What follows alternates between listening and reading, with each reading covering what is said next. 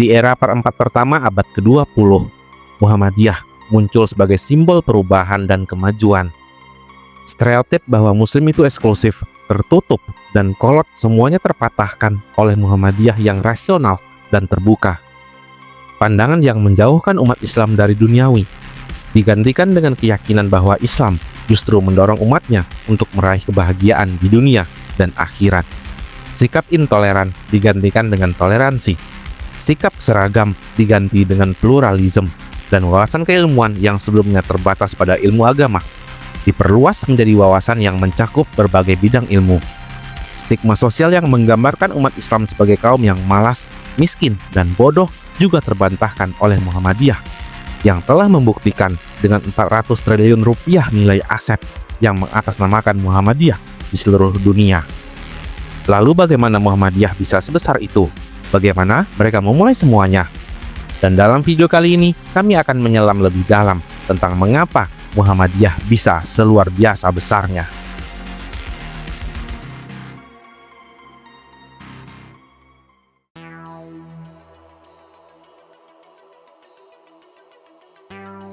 Pada tanggal 18 November 1912, Ahmad Dahlan yang merupakan pejabat pengadilan Keraton Yogyakarta dan seorang ulama muslim terpelajar lulusan dari Mekah mendirikan organisasi Muhammadiyah di Kampung Kauman, Yogyakarta. Ada beberapa motif yang melatar belakangi berdirinya gerakan ini. Di antara yang paling penting adalah keterbelakangan masyarakat muslim saat itu. Dan juga banyaknya muslim yang masih menyukai klinik dan banyaknya kristenisasi di kawasan penduduk miskin. Dalam catatan ada Bidarban, ahli sejarah dari UGM kelahiran Kauman. Nama Muhammadiyah pada mulanya diusulkan oleh kerabat dan sekaligus sahabat Kiai Ahmad Dahlan yang bernama Muhammad Sanggidu, seorang ketib Anon Keraton Yogyakarta dan tokoh pembaharuan yang kemudian menjadi penghulu Keraton Yogyakarta. Dan ide itu diputuskan oleh Kiai Dahlan setelah melalui sholat istikharah. Ahmad Dahlan yang banyak dipengaruhi oleh reformis Mesir, yaitu Muhammad Abduh, menganggap modernisasi dan pemurnian agama dari praktik sinkretis sangat vital dalam reformasi agama. Oleh karena itu, sejak awal Muhammadiyah sangat perhatian dalam memelihara tauhid dan menyempurnakan monoteisme di masyarakat. Dari tahun 1913 hingga 1918, Muhammadiyah mendirikan 5 sekolah Islam. Pada tahun 1919, sebuah sekolah menengah Islam yaitu Hogi School Muhammadiyah didirikan. Dalam mendirikan sekolah, Muhammadiyah menerima bantuan yang sangat besar dari Budi Utomo, sebuah gerakan nasionalis penting di Indonesia pada paruh pertama abad ke-20. Organisasi inilah yang pertama kali menyediakan guru untuk sekolah-sekolah Muhammadiyah. Perserikatan Muhammadiyah didirikan untuk mendukung usaha Kiai Haji Ahmad Dahlan untuk memurnikan ajaran Islam yang menurut anggapannya banyak dipengaruhi oleh hal-hal yang mistik. Kegiatan ini pada awalnya juga memiliki basis dakwah untuk wanita dan kaum muda berupa pengajian Sidratul Muntaha. Selain itu, peran dalam pendidikan diwujudkan dalam penerbitan majalah Suara Muhammadiyah pada tahun 1915. Pendirian sekolah dasar dan sekolah lanjutan yang dikenal sebagai Hogere School Muhammadiyah dan selanjutnya berganti nama menjadi Quick School Muhammadiyah yang sekarang dikenal dengan Madrasah Muallimin Muhammadiyah Yogyakarta khusus laki-laki yang bertempat di Jalan Letjen S. Parman nomor 68, Patang Puluhan, Wirobrajan, dan Madrasah Muallimat Muhammadiyah Yogyakarta khusus perempuan di Suronatan, Yogyakarta, yang keduanya sekarang menjadi sekolah kader Muhammadiyah yang bertempat di Yogyakarta dan dibawahi langsung oleh pimpinan pusat Muhammadiyah.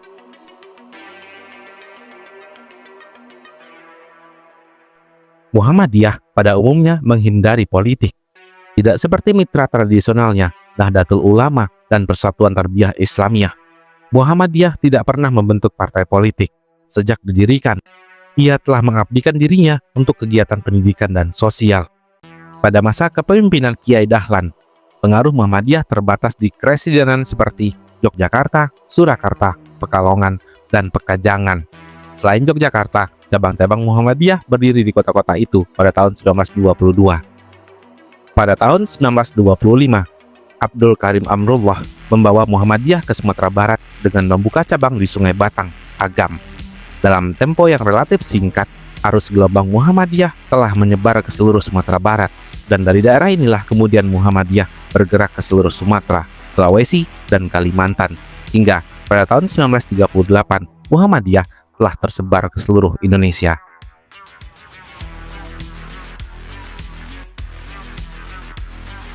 Pada tahun 1925, 2 tahun setelah wafatnya Kiai Haji Ahmad Dahlan, Muhammadiyah hanya memiliki 4.000 anggota, tetapi telah membangun 55 sekolah dan 2 klinik di Surabaya dan Yogyakarta. Setelah Abdul Karim Amrullah memperkenalkan organisasi ini kepada etnis Minangkabau, Muhammadiyah berkembang pesat. Pada tahun 1938, organisasi ini mengklaim telah mendapatkan 250.000 anggota, mengelola 834 masjid, 31 perpustakaan, 1.774 sekolah, dan 7.630 ulama.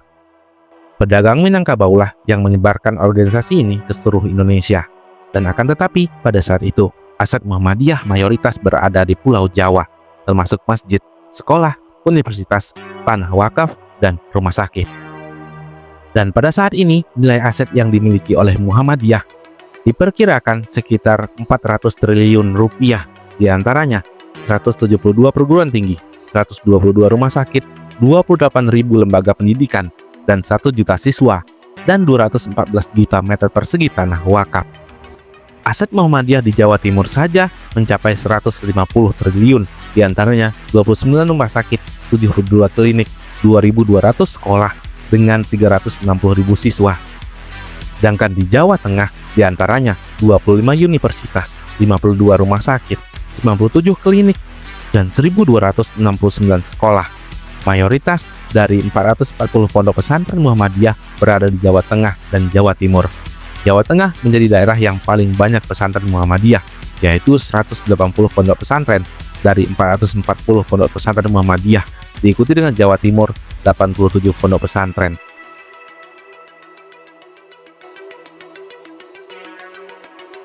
Pondok pesantren Muhammadiyah juga berkembang pesat di Jawa Barat, Sumatera, dan Sulawesi. Selama pergolakan dan kekerasan politik pada tahun 1965 hingga 1966, Muhammadiyah menyatakan bahwa pemusnahan Partai Komunis Indonesia merupakan perang jihad, pandangan yang didukung oleh kelompok-kelompok Islam lainnya. Berbagai bagian Muhammadiyah mendesak pimpinan untuk membentuk sebuah partai. Oleh karena itu, pimpinan termasuk Ketua Muhammadiyah saat itu, Amin Rais, mendirikan Partai Amanat Nasional.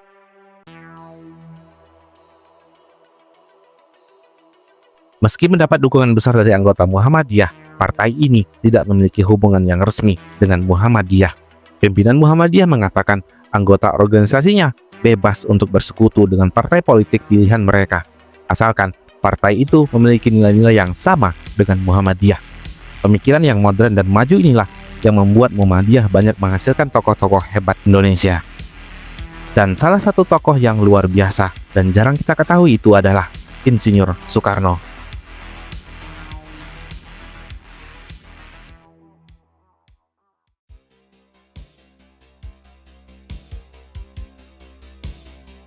Di Indonesia, terdapat ratusan pahlawan nasional yang telah berjuang untuk kemerdekaan dan kemajuan bangsa. Dari jumlah yang begitu banyak itu, ada 2 organisasi Islam besar yang memiliki kader-kader yang turut serta dalam perjuangan, yaitu Nahdlatul Ulama dan Muhammadiyah. Menariknya, jumlah pahlawan nasional yang berasal dari kader Muhammadiyah mencapai 23, hampir 2 kali lipat lebih banyak dibandingkan dengan kader NU yang berjumlah 12 orang. Salah satu tokoh penting dari Muhammadiyah adalah Dr. Sutomo. Meskipun lebih dikenal sebagai pendiri Budi Utomo, Sutomo juga merupakan bagian dari Muhammadiyah. Tak hanya bergerak di bidang politik dan pergerakan nasional, ia juga berkontribusi dalam membangun sekolah-sekolah serta rumah sakit Muhammadiyah, yang kemudian menjadi cikal bakal berkembangnya lembaga pendidikan dan kesehatan Muhammadiyah di Indonesia.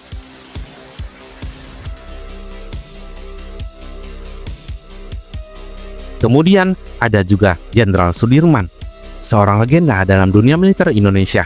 Ia bukan hanya dikenal sebagai panglima perang gerilya yang penuh strategi, tetapi juga seorang guru yang berasal dari lingkungan Muhammadiyah.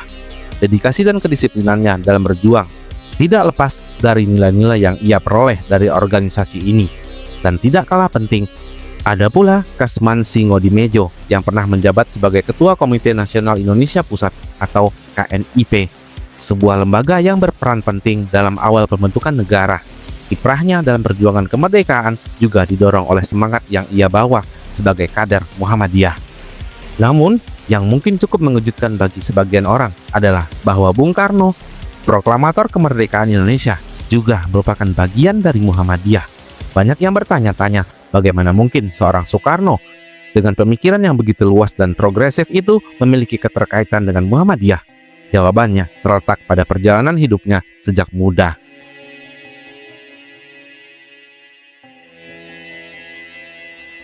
Sejak masih menumpang di rumah Haji Umar Syahid Cokro Aminoto, Soekarno sudah akrab dengan pemikiran Islam modernis yang dibawa oleh Muhammadiyah. Bahkan sejak usia muda, ia sudah menjadi anggota Muhammadiyah dan aktif mengikuti pengajian yang dipimpin langsung oleh Kiai Haji Ahmad Dahlan.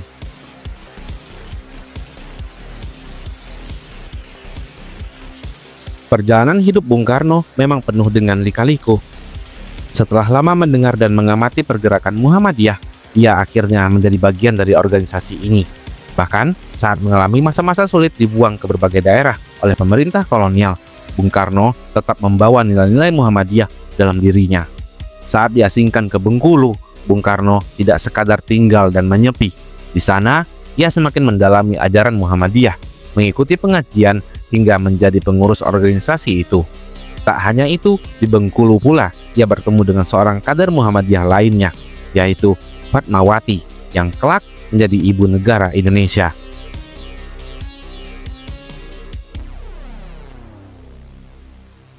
Pernikahan mereka semakin mengikat hubungan Bung Karno dengan Muhammadiyah. Namun, seiring waktu, perjalanan politik Bung Karno membawanya ke arah yang berbeda. Ketika ia mulai berseberangan dengan kelompok-kelompok Islam dan semakin mendekat ke golongan kiri, Muhammadiyah pun mulai mempertimbangkan posisinya sebagai anggota. Bahkan, sempat muncul wacana untuk mencoret namanya dari keanggotaan. Menariknya, meski Bung Karno dikenal sebagai sosok yang teguh pada pendiriannya, dalam hal ini ia justru memohon agar tetap diakui sebagai bagian dari Muhammadiyah. Dengan penuh harapan, ia meminta agar namanya tidak dicoret dari organisasi ini. Dan pada akhirnya, Muhammadiyah tetap mempertahankan keanggotaannya, menjadikannya bagian dari sejarah panjang Muhammadiyah. Pemimpin besar revolusi Bung Karno, rapat raksasa diadakan di halaman gedung gubernuran.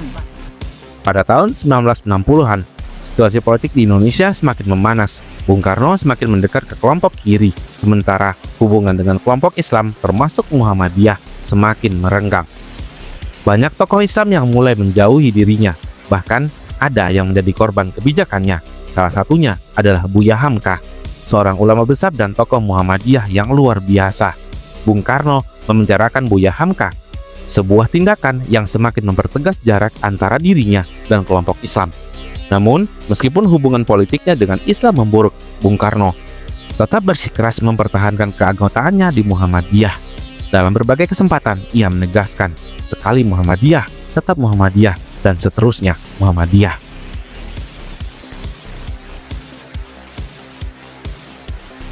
Ini menunjukkan bahwa di lubuk hatinya yang paling dalam, ia tetap menganggap Muhammadiyah sebagai bagian dari dirinya. Bahkan ada satu amanah yang pernah ia sampaikan, meskipun pada akhirnya tidak terwujud. Bung Karno ingin meninggal sebagai seorang Muhammadiyah. Ia berharap saat wafat, dirinya dikafani dan ditutupi dengan bendera Muhammadiyah atau simbol-simbol Muhammadiyah sebagai tanda keabadian hubungannya dengan Muhammadiyah. Baginya, Muhammadiyah bukan sekadar organisasi, tetapi bagian dari perjalanan spiritual dan ideologinya.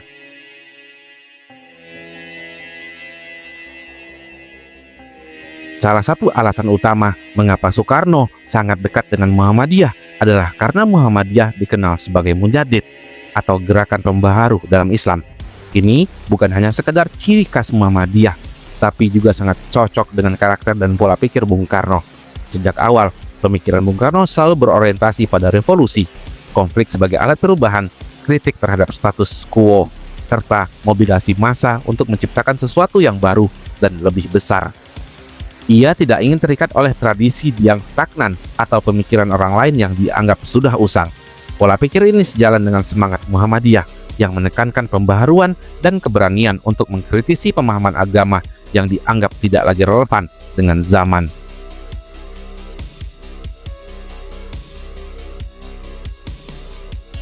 Salah satu hal yang sangat disukai Bung Karno dari Muhammadiyah adalah kebebasan berdialektika dan berdiskusi tanpa rasa takut.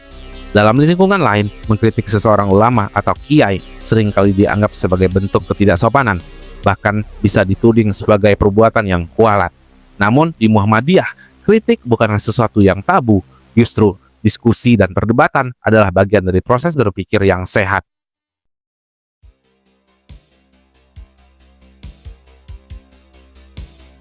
Bung Karno sendiri sering mengkritik Muhammadiyah, tetapi ia tetap mengakui dirinya sebagai bagian dari organisasi ini.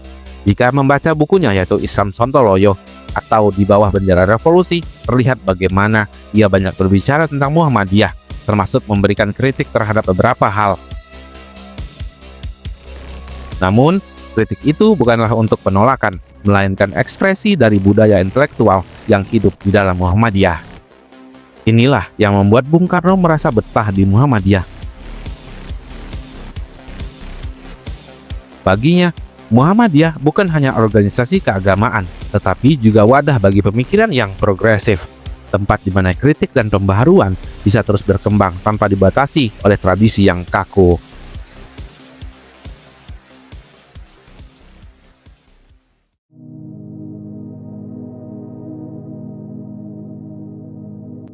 Salah satu faktor utama yang membuat Muhammadiyah tumbuh menjadi organisasi Islam yang besar dan berpengaruh di Indonesia adalah semangat literasi yang luar biasa.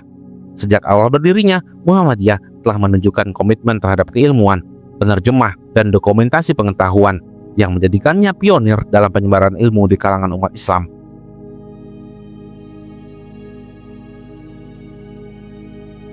Bung Karno mengungkapkan kekagumannya terhadap Muhammadiyah, terutama dalam hal penerjemah buku-buku ilmiah dari Belanda dan Eropa.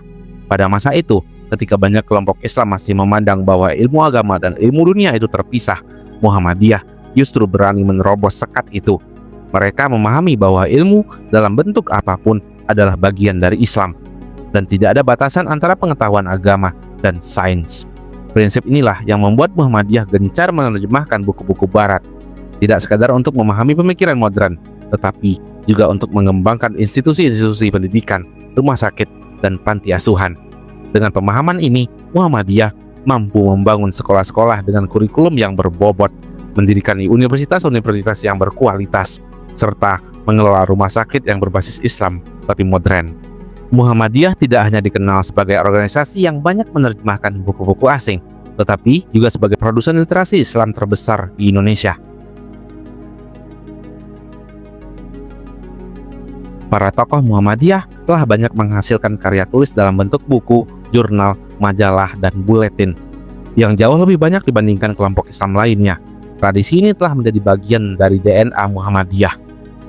Jika ada gagasan atau ilmu baru, mereka tidak hanya mendiskusikannya dalam forum lisan, tetapi juga menuliskannya dan mendokumentasikannya. Budaya menulis ini sangat kontras dengan kelompok Islam lainnya yang cenderung mempertahankan tradisi lisan, di mana ilmu diwariskan dari guru ke murid secara verbal. Dalam Arsip Nasional Indonesia, dokumen-dokumen Muhammadiyah yang berupa notulen rapat, kajian akademik, dan catatan organisasi jumlahnya sangat banyak. Bahkan, hal-hal yang bagi sebagian orang mungkin dianggap sangat sepele, seperti dokumentasi rapat kecil, tetap terdokumentasi dengan rapi dalam organisasi ini. Muhammadiyah lebih menekankan tradisi tulisan, di mana ilmu didapatkan melalui bacaan, literatur, dan konfirmasi terhadap sumber yang primer. Seseorang tidak hanya mendengar dari seorang guru, tetapi juga membaca langsung dari sumber aslinya, baik itu Al-Quran, hadis, tafsir, maupun buku ilmiah lainnya. Sistem ini menjadikan Muhammadiyah lebih mandiri dalam berpikir dan tidak terlalu bergantung pada figur tertentu. Jika seseorang ingin belajar Islam di Muhammadiyah, ia tidak harus mencari seorang guru secara khusus untuk bertanya, tetapi cukup mencari buku yang ditulis oleh para ulama ilmuwan Islam, kemudian mengkaji dan membandingkannya dengan Al-Quran dan hadis. Tradisi ini juga yang memungkinkan Muhammadiyah lebih mudah dalam menghasilkan akademisi dan intelektual, karena literasi dan menulis sudah menjadi kebiasaan dalam lingkungan mereka. Semangat literasi yang kuat menjadi salah satu faktor utama yang menjadikan Muhammadiyah sangat besar. Dari sejak awal berdirinya hingga saat ini, Muhammadiyah tidak hanya menerjemahkan ilmu, tetapi juga memproduksi ilmu.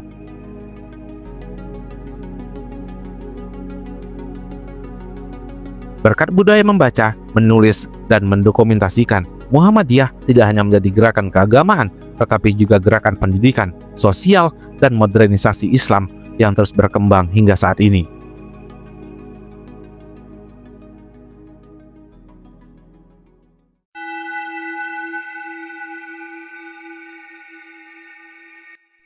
Pada era 1920-an, pendidikan di Indonesia masih terbelah dalam dikotomi yang jelas. Sekolah dengan sistem modern identik dengan buatan Belanda, sementara pesantren dianggap sebagai milik pribumi. Namun, Muhammadiyah hadir dengan gagasan yang revolusioner, membangun sekolah agama yang bernafaskan Islam tetapi dengan sistem pendidikan yang modern. Di sekolah-sekolah Muhammadiyah, suasana belajar tidak seperti di pesantren tradisional pada masa itu, di mana santri duduk bersila di lantai dan mendengarkan kiai berbicara tanpa banyak interaksi. Muhammadiyah mengadopsi metode pendidikan yang lebih modern, dengan ruang kelas yang tertata, murid-murid yang duduk di meja, dan guru yang berdiri di depan. Lebih dari itu, pengajaran dilakukan secara dialogis, memungkinkan adanya diskusi antara guru dan murid, sesuatu yang sangat progresif pada zamannya.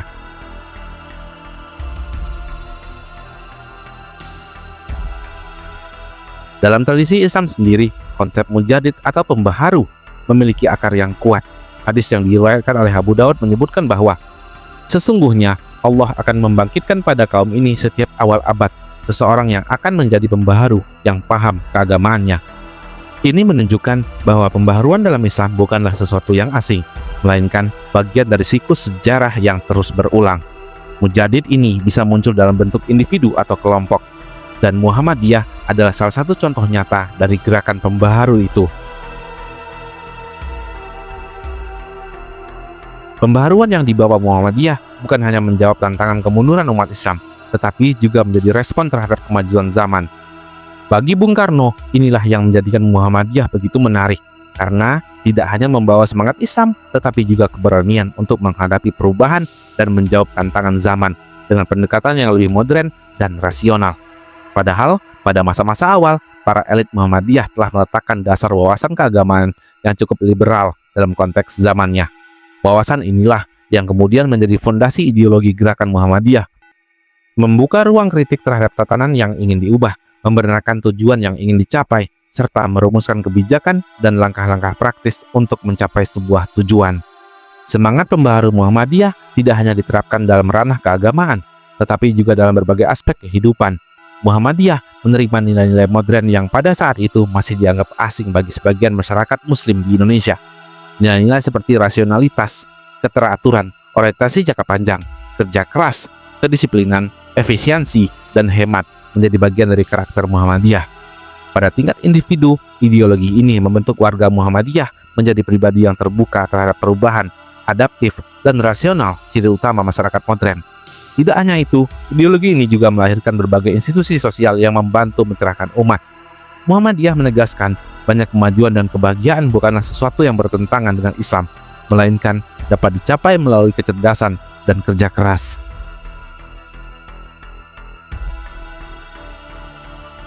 Inilah yang membuat Muhammadiyah berani melawan arus utama masyarakat Indonesia pada masa itu. Ketika modernisme, organisasi, dan sistem berpikir yang rasional dianggap sebagai pengaruh barat yang harus dihindari, Muhammadiyah justru menerimanya sebagai alat untuk membangun peradaban Islam yang maju. Mereka membangun rumah sakit, mendirikan panti sosial, serta mengelola organisasi dengan sistem yang mapan. Seiring waktu, Muhammadiyah terus berupaya melakukan rekonstruksi atas gerakan tajdidnya atau gerakan pembaharunya agar tetap relevan dan mampu menjawab tantangan zaman.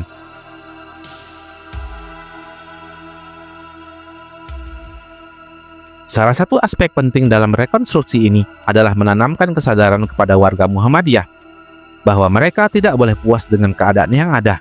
Muhammadiyah bukanlah gerakan yang sekadar mempertahankan status quo, tetapi harus menjadi kelompok yang selalu peka terhadap perubahan demi perbaikan kehidupan masyarakat. Sudah seabad lebih, Muhammadiyah menyadari bahwa semangat pembaharuan harus terus disosialisasikan. Inilah momen di mana ideologi gerakan perlu dirumuskan kembali untuk diberi makna baru, tanpa meninggalkan prinsip dasarnya. Tujuan Muhammadiyah yang sejak awal telah dirumuskan, yaitu menegakkan dan menjunjung tinggi agama Islam sehingga terwujud masyarakat Islam yang sebenar-benarnya.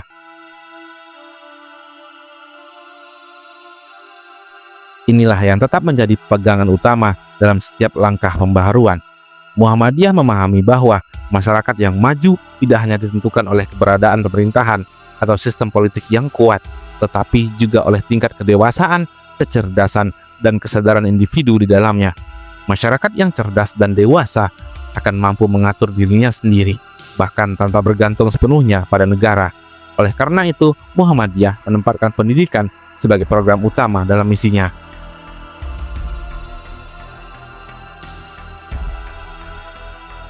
Dari pendidikan inilah diharapkan lahir generasi yang memiliki karakter yang kuat, berpikir kritis, serta mampu menciptakan perubahan di lingkungannya.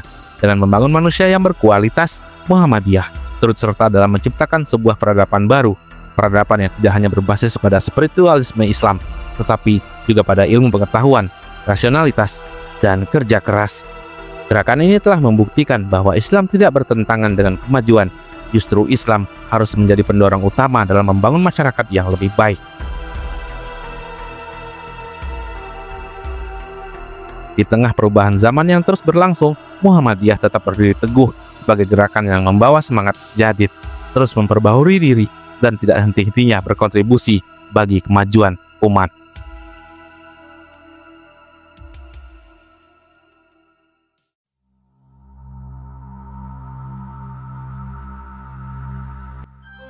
Jika kita mengunjungi pesantren yang dikelola oleh Nahdlatul Ulama dan Muhammadiyah, kita akan menemukan pendekatan yang berbeda dalam memahami Islam.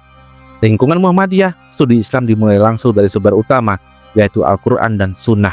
Para ulama dijadikan rujukan hanya ketika ada kebingungan dalam memahami kedua sumber itu. Dengan kata lain, pemikiran para ulama bukanlah dasar utama dalam belajar Islam, melainkan sebagai referensi tambahan dalam memahami teks-teks utama. Pendekatan ini sering kali dikaitkan dengan konsep Islam moderat atau wasatiyah.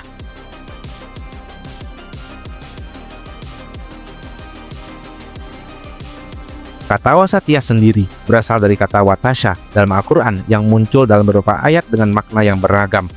Misalnya, Quran Surah Al-Adiyat ayat 5, watasya berarti di tengah atau yang terbaik. Dalam Quran Surah Al-Baqarah ayat 143, watasyan dimaknai sebagai adil dan pilihan. Sedangkan dalam Quran Surah Al-Maidah ayat 89, awsits diartikan sebagai tidak ekstrim dan tidak berlebihan.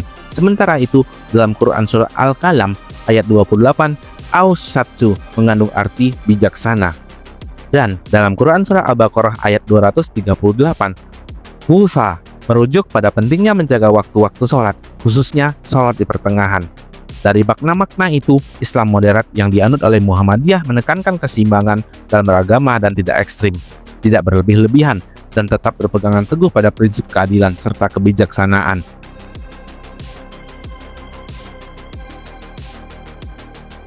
Sementara itu, di NU, proses belajar agama umumnya dimulai dari para ulama dan kitab-kitab tafsir. Seseorang tidak langsung memahami Al-Quran dan hadis secara mandiri, melainkan terlebih dahulu belajar ilmu alat seperti bahasa Arab, nahwu, syaraf, dan ilmu tafsir. Dengan metode ini, seorang mendalami ilmu secara berjenjang, mengikuti sanad keilmuan dari para ulama yang memiliki otoritas dalam tradisi keislaman. Konsep ini membuat proses pembelajaran Islam di lingkungan NU lebih panjang dan lebih bertahap.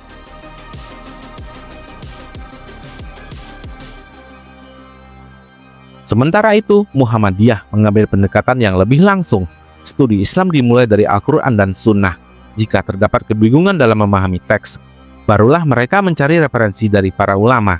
Muhammadiyah tidak menolak mazhab, tetapi tidak terikat pada mazhab apapun. Mereka lebih menekankan pada pemahaman Al-Quran dan hadis secara langsung dengan pendekatan yang rasional dan kontekstual. Dalam konsep ini, Muhammadiyah memahami wasatiyah atau Islam moderat dalam 3 dimensi. Yang pertama, watasya sebagai sesuatu yang baik, seperti yang dijelaskan oleh Imam Al-Qurtubi yang menyamakan watasya dengan oase di tengah gurun, yakni sesuatu yang ideal dan menyejukkan.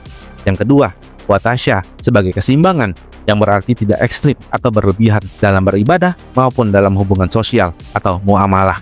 Yang ketiga, watasya sebagai keadilan, yaitu bersikap adil dan menetapkan sesuatu pada tempatnya berdasarkan ilmu dan hukum yang berlaku.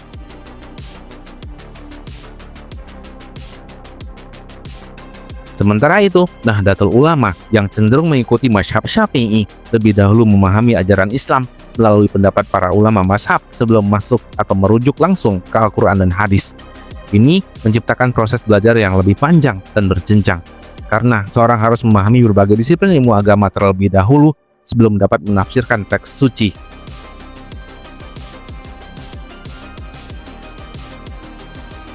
Sebaliknya, Muhammadiyah memilih jalur yang lebih efisien.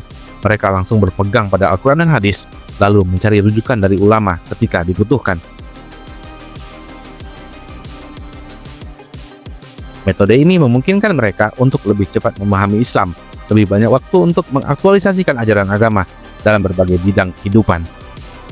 Karena pendekatan yang lebih praktis inilah, Muhammadiyah mampu mengembangkan berbagai institusi modern seperti sekolah, universitas, panti asuhan, rumah sakit, bahkan kini merambah ke sektor ekonomi seperti tambang dan bisnis lainnya.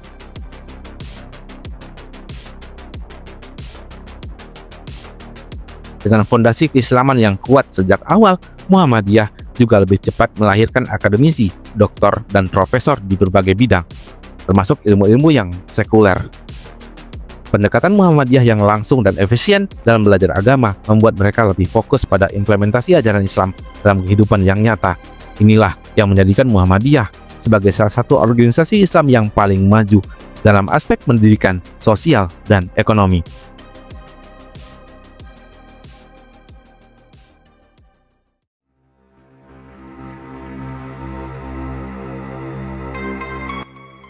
Salah satu faktor utama yang menjadikan Muhammadiyah sebagai organisasi Islam yang modern yang besar dan berpengaruh adalah karena ia disatukan oleh kesamaan pemikiran, bukan sekadar culture.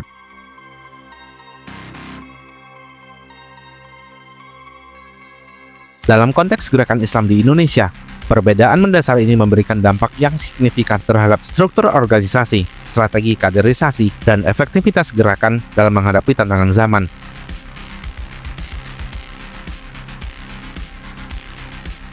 Jika dibandingkan dengan Nahdlatul Ulama, terlihat perbedaan fundamental dalam cara kedua organisasi ini membangun identitas dan kesatuan di antara anggotanya.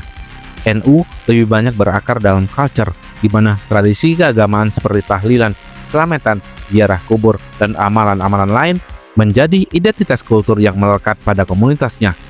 Karena berbasis culture, tidak semua orang yang menjalankan amalan-amalan itu menyadari atau mengidentifikasi dirinya sebagai warga NU. Sebagai contoh, menurut data Kementerian Agama, jumlah warga NU di Indonesia diperkirakan mencapai 91 juta jiwa.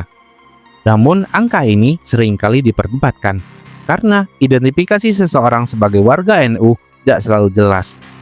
Apakah setiap muslim yang mengikuti tahlilan otomatis sebagai warga NU? Lalu, bagaimana dengan mereka yang melakukan selamatan tetapi tidak memiliki keterikatan formal dengan NU? Identifikasi ini semakin kompleks karena banyak kiai NU sendiri tidak memiliki kartu anggota, tetapi tetap dianggap sebagai bagian dari NU berdasarkan keterlibatan mereka dalam pesantren dan jaringan keulamaan.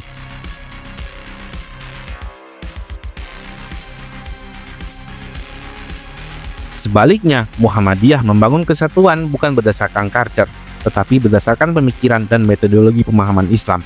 Muhammadiyah menekankan pendekatan yang pembaharuan, rasionalitas, serta pemurnian Islam berdasarkan Al-Quran dan hadis sebagai sumber utama. Pendekatan ini menjadikan Muhammadiyah lebih homogen dalam hal cara berpikir. Seorang warga Muhammadiyah memiliki kesadaran ideologis yang jelas bahwa ia adalah bagian dari gerakan ini. Belas, Pak. Saya seringkali di jamaah kita ketika saya sebut nama. Kesatuan dalam pemikiran ini menjadikan Muhammadiyah lebih mudah dalam mengelola organisasi, mengembangkan kaderisasi, serta mempertahankan visi dan misi jangka panjang. Kesamaan pemikiran dalam Muhammadiyah juga menghasilkan efisiensi dalam pendidikan dan aktualisasi gagasan. Dengan metode belajar agama yang langsung merujuk pada Al-Quran dan hadis, Muhammadiyah memiliki jalur yang lebih cepat dan efektif dalam membangun keilmuan dan karakter anggotanya.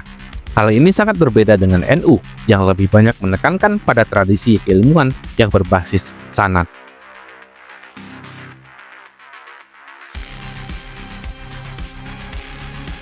Efisiensi ini menjadikan Muhammadiyah lebih fokus dalam mengimplementasikan nilai-nilai Islam dalam kehidupan sosial.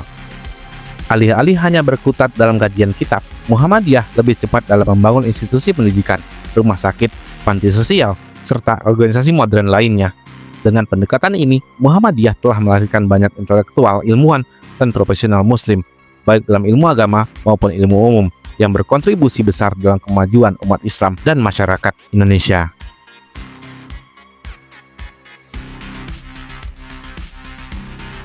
Karena Muhammadiyah bersatu berdasarkan ideologi dan pemikiran, bukan semata-mata dengan warisan kultural. Gerakan ini lebih dinamis dan progresif dalam menghadapi perubahan zaman. Muhammadiyah tidak terjebak dalam fanatisme tradisi, melainkan terus melakukan pembaharuan sesuai dengan tuntutan zaman.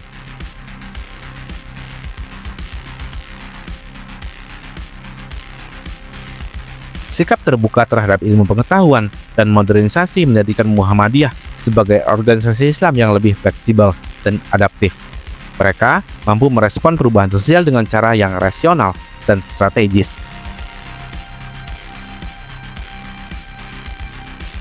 Misalnya, dengan mendirikan sekolah, universitas, rumah sakit, dan institusi sosial yang tidak hanya berlandaskan nilai-nilai Islam, tetapi juga dengan menggunakan pendekatan manajemen yang lebih modern. Pendekatan inilah yang menjadikan Muhammadiyah bukan hanya sebuah organisasi keagamaan, tetapi juga gerakan sosial, pendidikan, ekonomi yang memiliki visi besar dalam membangun peradaban Islam yang lebih maju.